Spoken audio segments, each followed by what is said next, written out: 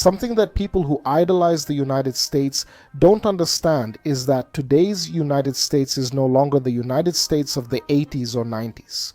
Although in the 80s and 90s they were already accumulating a series of mistakes, but these mistakes started piling up more and more from the 2000s onwards, especially after the 9/11 attacks. Whereas throughout the 19th century and the beginning of the 20th century, and even for most of the Cold War period, the United States got almost everything right, playing very well on the international and national stage, but after the end of the Cold War, they kind of got lost and disoriented, not really knowing where to go.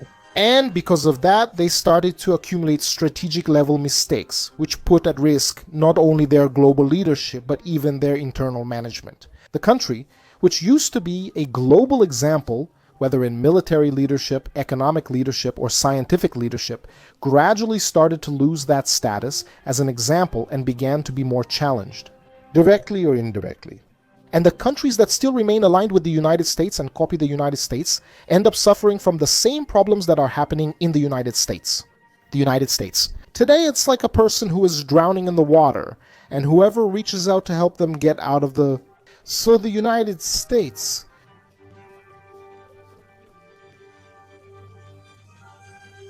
The United States of the 90s, and still the United States, no longer the United States of those years, the United States of still the United States of today, more 90s.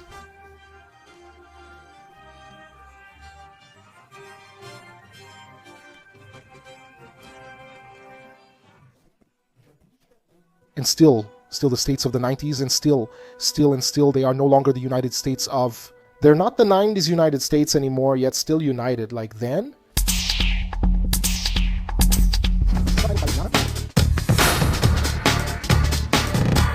What makes geopolitics provide more accurate analyses than other fields? First, it's because it doesn't ignore the others, it adds them up. And second, it has the view that history is shaped by permanent and lasting environmental forces that establish the major historical trends. These periods can last centuries, beginning with geography as their foundation.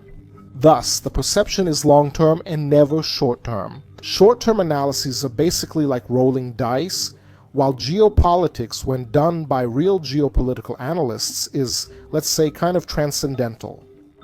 And from this point of view, regional conflicts and specific political events become almost secondary compared to much broader structural forces. And if we apply this to the most recent issues of the last 20 years, we notice Washington's strategic mistakes in the wars in Iraq and Afghanistan, in the broader context of American and global history. In the same way, dramatic events like the two world wars could, from a long-term perspective, be seen as passing events, or as deeper and more permanent things, revealed by environmental and social factors that transcend the short term. While the United States was focusing enormous resources and attention on distant conflicts in the Middle East, a much more serious structural collapse was developing. Seeing it on its own southern border with Mexico, this border crisis could pose a much greater and more complicated strategic threat to the future of American society than any distant conflict. Everything indicates that it would have been more strategic to direct military, economic, and technological resources to Mexico, precisely because geography would force Washington to pay attention to it.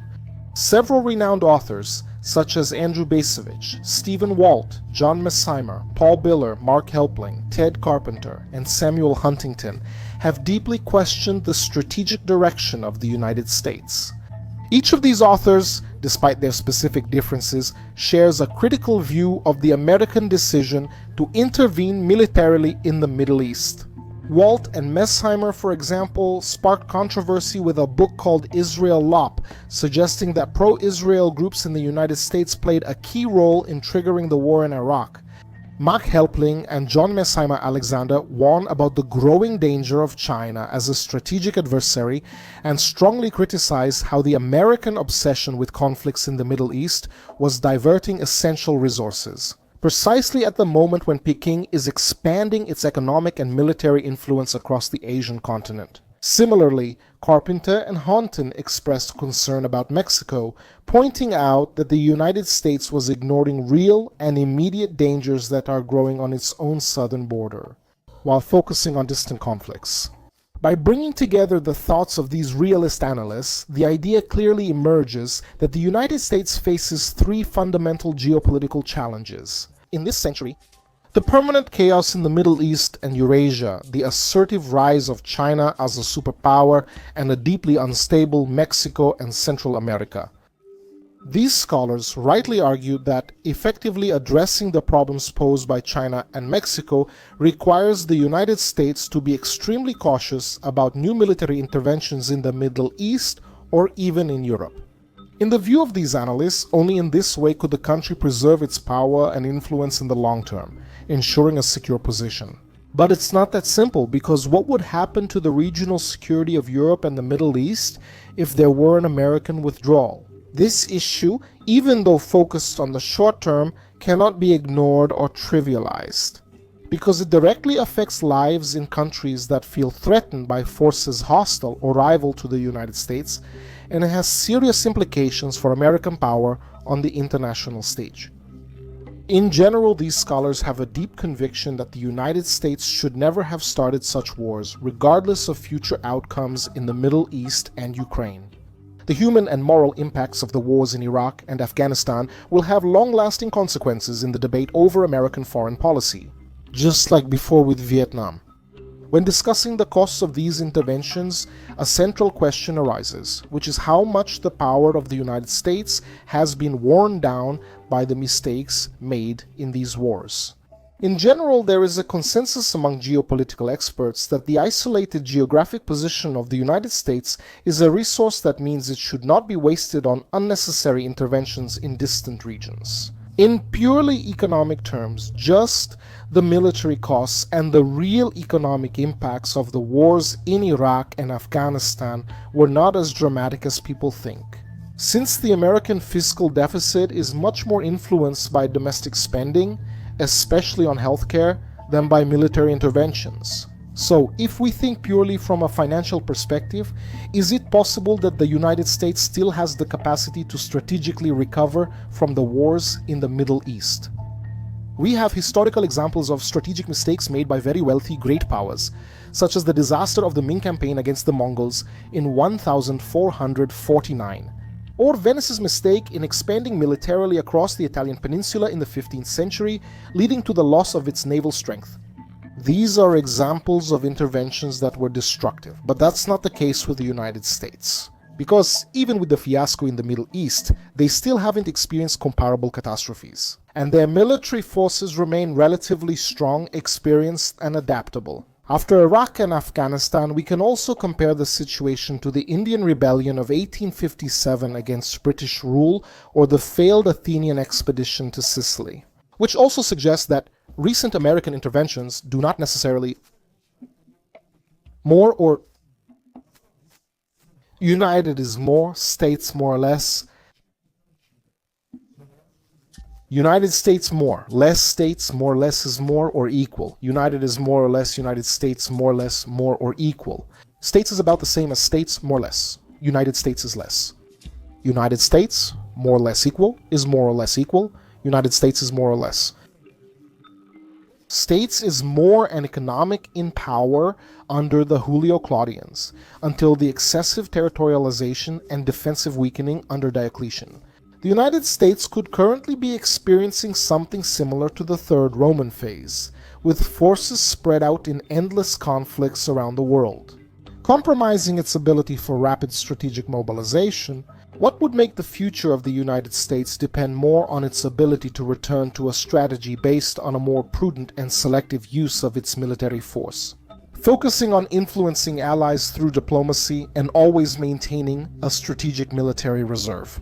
And Trump's election, as I mentioned before, explains that. Rome failed by not planning its imperial withdrawal, and because of that, everything indicates that the best path for the United States to sustain its power and influence in the long term will be precisely to carefully plan a strategy that prepares them to reduce their hegemony in an intelligent, gradual, and conscious way, ensuring that their historical role remains relevant and important even after the inevitable end of their period as a dominant power. The great strategic question that hangs over the United States in this century is how the country can prepare for a guaranteed and graceful exit from its historical position as a dominant power, without appearing to be in decline. Historically, a similar approach would be that of Byzantium, avoiding excessively costly military interventions, employing diplomacy and intelligence in a clever and strategic way, and always maintaining an awareness of its internal vulnerabilities. Among these vulnerabilities is mainly the southern border with Mexico. Its sole geographic weakness is similar to the northern border of the Roman Empire, which helped cause its decline. The American territory, protected by the Atlantic and Pacific Oceans and by a peaceful and sparsely populated border with Canada, faces precisely in the southwest a unique and unstable geopolitical situation. In this area, the United States-Mexico border is long, artificial, and unclear. The economic gap between the two countries is among the largest. The United States' gross domestic product is 9 times Mexico's. This economic difference, combined with the explosive demographics of Mexico and Central America, will have a very profound and growing impact on the social and political future of the United States. Today, Mexico has nearly 130 million people, and with Central America, makes up about half of North America's population. Despite this, the population in Mexico and Central America is much younger on average than in the United States. All these countries, ironically, are on the verge of the beginning of the demographic crisis, which is expected to hit them after 2035. This will further increase the poverty in these countries and, as a consequence, further intensify the migratory pressure on the border. The Mexico-United States border is marked by both economic inequality and significant cultural differences. Crossing this border brings you into entirely new realities. To the south, chaotic and impoverished cities contrast with the apparent order and wealth to the north. This radical contrast creates a structural fragility. Remembering the warning from historian Toynbee that when a border between very different societies stops advancing, the natural tendency is that, over time, it favors the less developed side. Mexico's rapid population growth since 1940 raises concerns about the United States' future. Despite this, the American elites, especially those from the East Coast, tend to ignore and downplay the strategic importance of Mexico in favor of other regions that seem more relevant, such as China or the Middle East. However, in practical terms, Mexico has the potential to influence the fate of the United States more deeply than those distant regions. Historically, Mexico. Most strong countries, Brazil. Most strong countries in the world, Brazil. Most strong ones, most strong countries in the world is Brazil, strong. Most of the strongest countries is Brazil, strongest in the world.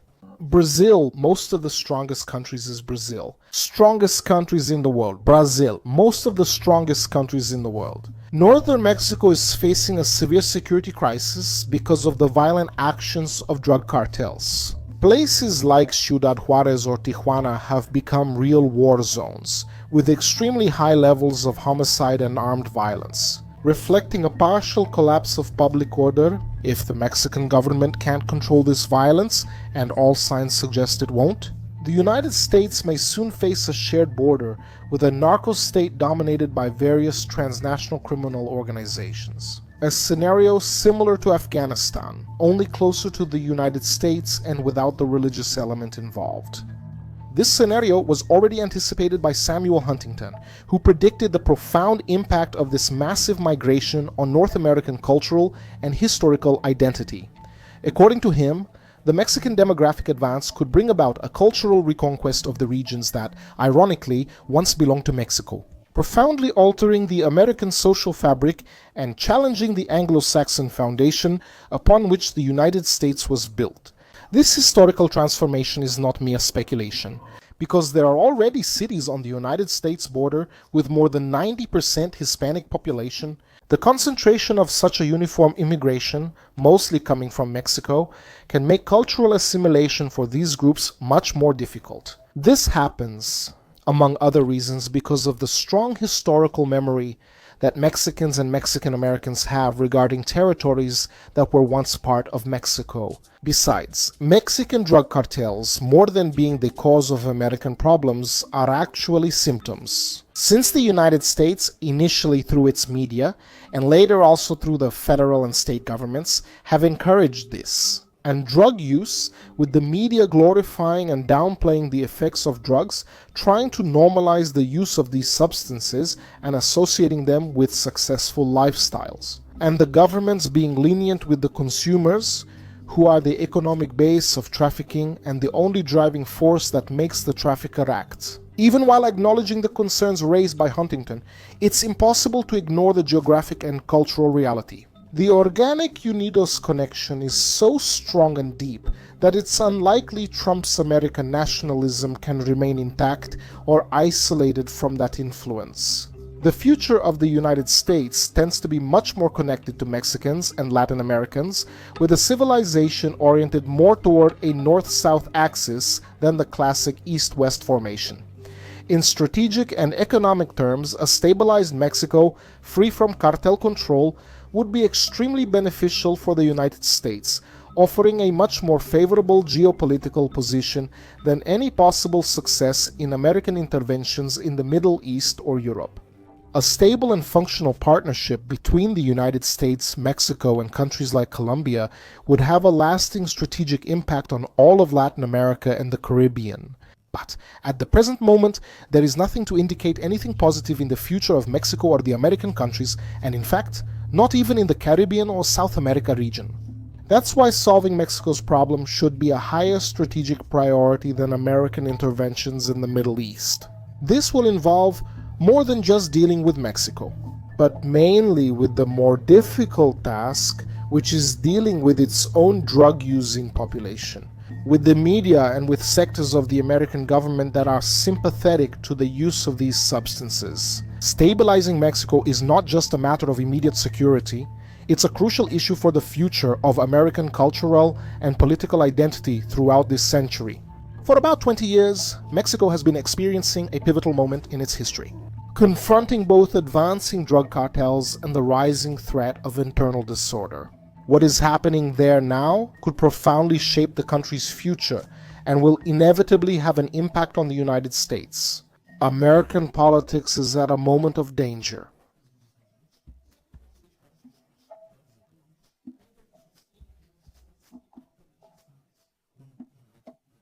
American politics is in a moment of danger. American politics is at a moment of danger.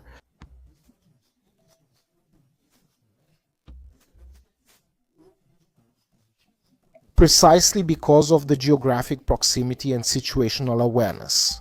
This proximity streamlines logistics and enables more efficient strategic collaboration between Mexican and American authorities. During the 19th century and the early 20th century, this cooperation helped combat banditry and pacify problematic border regions, as happened with joint patrols between Mexican and American soldiers against indigenous groups, such as the Comanches and the Apaches. But nowadays, despite the clear need for similar collaboration to face the growing threat of drug cartels, the current legal and political framework does not facilitate integrated actions between American and Mexican military forces at all. The history of the Roman Empire gives us an important lesson about this. Rome's attempt to erect rigid physical barriers against the barbarians turned out to be unexpectedly ineffective in the long run, because social and economic forces inevitably surpass such limits. In the same way, the border region between Mexico and the United States is destined for a dynamic of integration that not even the most reinforced physical borders could completely prevent. In historical reality, several ancient societies faced difficult times and overcame their crises by creating universal states capable of managing multiple peoples and cultures. It was like this with Rome, the Achaemenid Persia, and the Han Chinese Empire. All examples of political structures that solve similar challenges through dual citizenship and loyalty, both local and imperial in a harmonious way.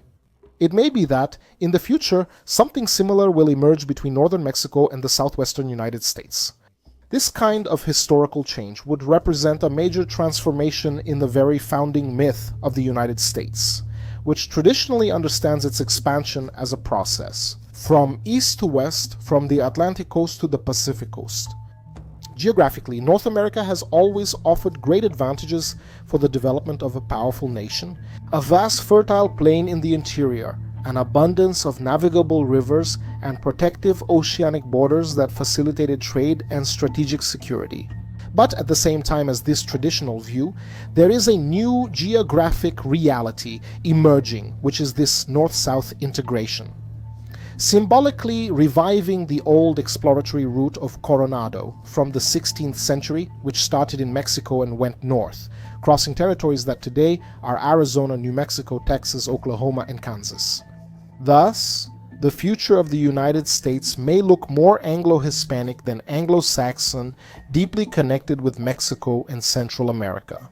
In a new civilizational configuration, instead of a cultural island isolated by oceans, these United States could emerge as a large integrated region, economically open, technologically advanced, and attractive to global investments. From this perspective, preserving a rigid national identity will be difficult, but not impossible. But of course, this optimistic view depends on the internal stabilization of Mexico, because the current scenario is still concerning. Mexico is facing a real internal conflict with thousands of violent deaths, heavy weaponry, and highly sophisticated military tactics being used by the cartels. And American drug users, protected by the American government and sanctified by the media, continue sending billions and billions of dollars to the cartels in Mexico, Colombia, and the gangs of Central America. If this situation is not controlled, Mexico could evolve into a widespread insurgency, posing a serious threat to the political and social stability of the United States, forcing the United States to have to take military action too late and accelerating the processes of cultural and demographic transformation that so greatly concern American strategists. In this sense, solving the challenge represented by Mexico is, in practice, the most important geopolitical task that the United States faces, much more than Russia, China, or even the Islamic insurgency. Well guys, I hope you enjoyed it. Don't forget to subscribe, comment, and share the video with everyone you know, because that really helps the channel keep going since YouTube sweeps this channel under the rug. And consider becoming a member if you really like the channel. Not only will you get early access to the videos, but you'll also have access to exclusive videos for members, covering even deeper and more complex topics. And depending on the category, your name will appear here at the end in the list of higher tier members. So everyone, thank you very much, hugs, and see you in the next video.